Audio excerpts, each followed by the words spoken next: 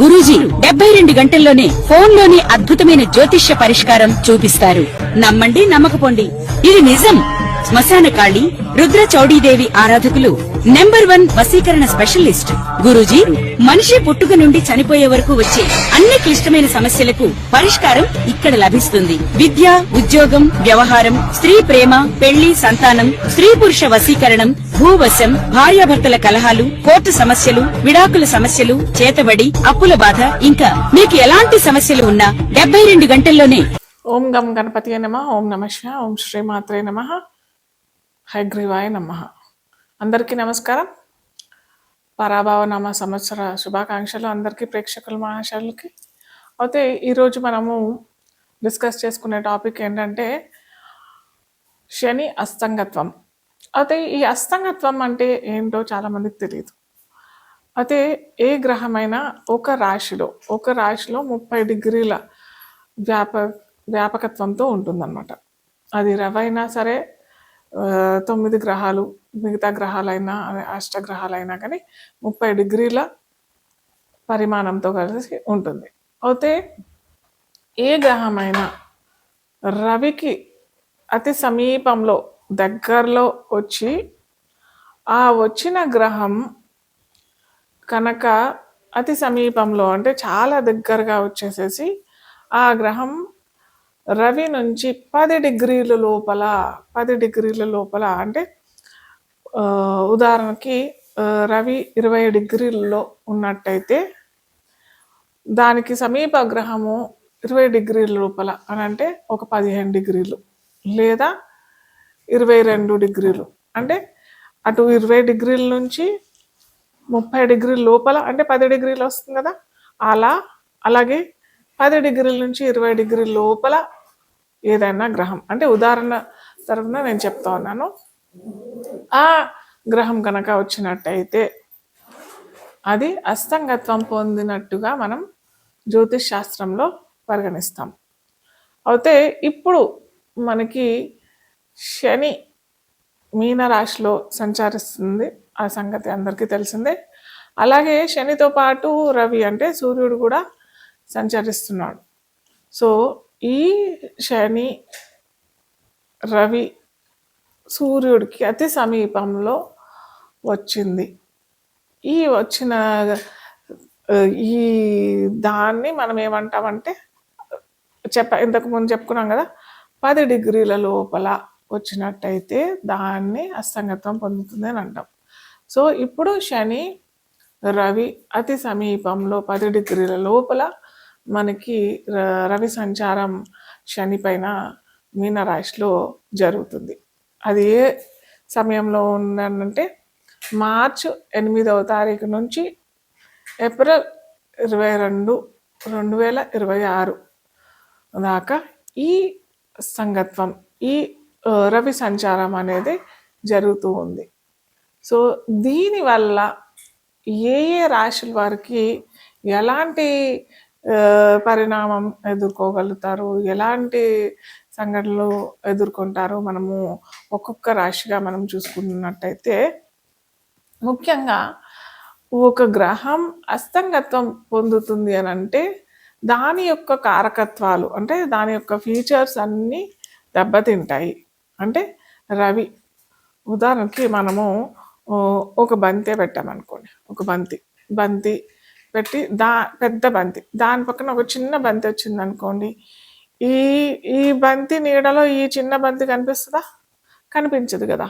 So అలాగే ఇక్కడ ఏమైంది, సూర్యుడు పక్కన శని కూడా పెద్ద గ్రహమే, కానీ అన్నిటికంటే సూర్యమండలంలో మనకి రవి పెద్దదైన గ్రహం, అంటే జ్యోతిష్ శాస్త్రంలో గ్రహంగానే పేర్కొంటాం.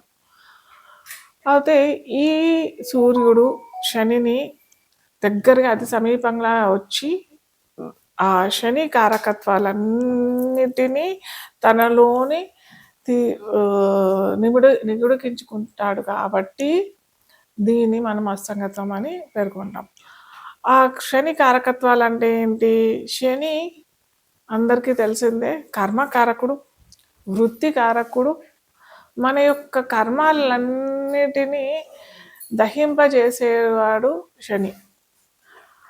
ఆ శని కారకత్వాలు ఇప్పుడు ఈ 40 రోజుల్లో అస్తంగత్వం పొందుతుంది.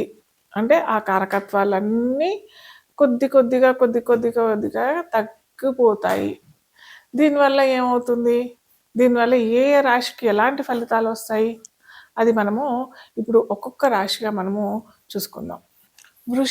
వృషభ లగ్నం తెలియని వారికి రాశి అనుకున్నట్టయితే నేను ప్రతిసారి చెప్తూనే ఉంటాను, లగ్నం వెరీ ఇంపార్టెంట్ రాశి కంటే. ఎందుకంటే ప్రతిదీ మనం జ్యోతిష్ శాస్త్రంలో ప్రతిదీ జాతక ఫలితాలు కేవలం మనం లగ్నం నుంచే చూస్తాం కాబట్టి లగ్నం ఇంపార్టెంట్.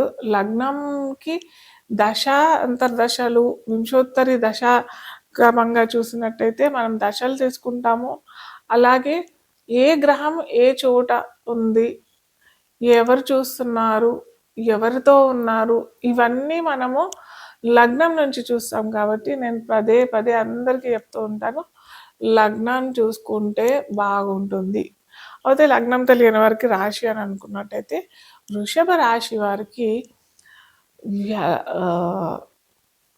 లాభాధిపతి అవుతాడు, అలాగే నవమాధిపతి అవుతాడు. అయితే ఈ లాభాధిపతి నవమ దశమాధిపతి అవుతాడు. లాభాధిపతి కాదు, నవమ దశమాధిపతి అవుతాడు శని. ఆ శని మీన రాశిలో ఉన్నాడు, అస్తంగత్వం పొందాడు. సో ఈ వృషభ రాశి వారికి ఎటువంటి ఫలితాలు ఇస్తాడు అని అంటే, కొద్దిగా అనారోగ్య సమస్యలు ఉన్నవారికి కొద్దిగా మటుమాయం జరగడానికి అవకాశాలు ఈ 40 రోజుల మటుకే. ఈ 40 రోజులు కొద్దిగా వారికి ఉపశమనం జరిగే అవకాశాలు. అలాగే విదేశీయానం చేయాలనుకున్న ప్రతి ఒక్కరికి, అటు విద్యార్థులైనా కానీ అతి సామాన్యులైనా కానీ ఎవరికైనా కొన్ని అవరోధాలు జరిగే అవకాశాలు చాలా ఉంటాయి.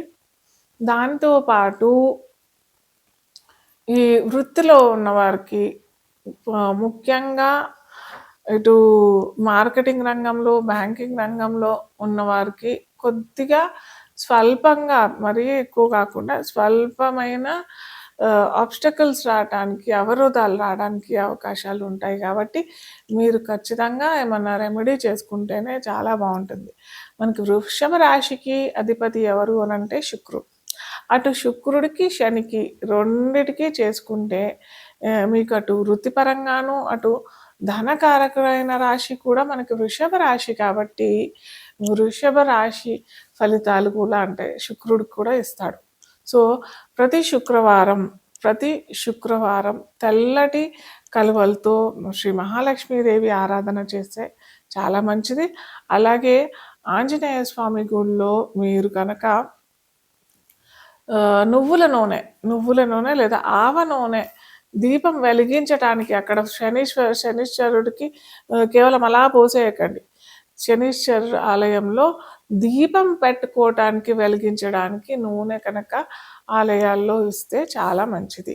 సో ఇప్పటి నుంచి నేను ప్రతిసారి లాస్ట్లో మీరు స్టార్టింగ్ నుంచి ఎండింగ్ దాకా చూసినట్టయితే నేను ఎండ్ ఆఫ్ ది ఈ ఎపిసోడ్లో ఒక చిన్న రెమెడీ, మీరు ప్రతి ఒక్కరు ఎవరైనా కానీ ఇది చేసుకోవచ్చు. స్విచ్ వర్డ్స్ అంటారు, ప్రతిసారి నేను స్విచ్ వర్డ్ అన్నా ఇవ్వడానికి ప్రయత్నం చేస్తాను, లేదా న్యూమరాలజీ ప్రకారం ఒక నంబర్ అయినా ఇవ్వడానికి ప్రయత్నం చేస్తాను.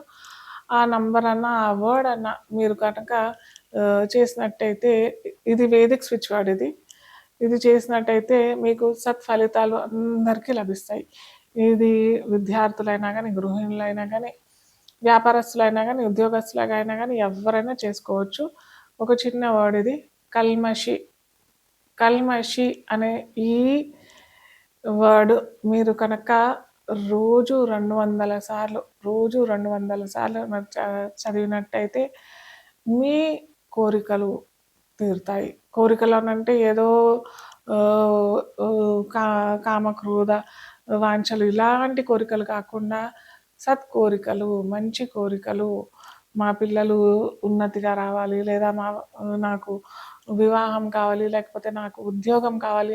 అలాగే కొంతమంది ఉద్యోగం ఏదో చిన్న ఉద్యోగం కాకుండా వారికి ఎంత ఉద్యోగంలో జీతం లభించాలో అంత కాకుండా ఎక్కువ ఆశిస్తుంటారు కూడా. అలాంటి వారికి కాకుండా సత్కోరికలు, మంచి కోరికలు, మీకు సరి అయిన కోరికలు, కామక్రోధ కోరికలు కాకుండా మీరు కనుక ఇది పఠించినట్టయితే ఖచ్చితంగా మంచి ఫలితాలు ఇస్తాయి. కల్మషి, మళ్ళీ చెప్తున్నాను, కల్మషి ఇది రోజు 200 సార్లు ఖచ్చితంగా నమ్మి చేయండి. ఖచ్చితంగా మంచి ఫలితాలు అవుతాయి మీకు.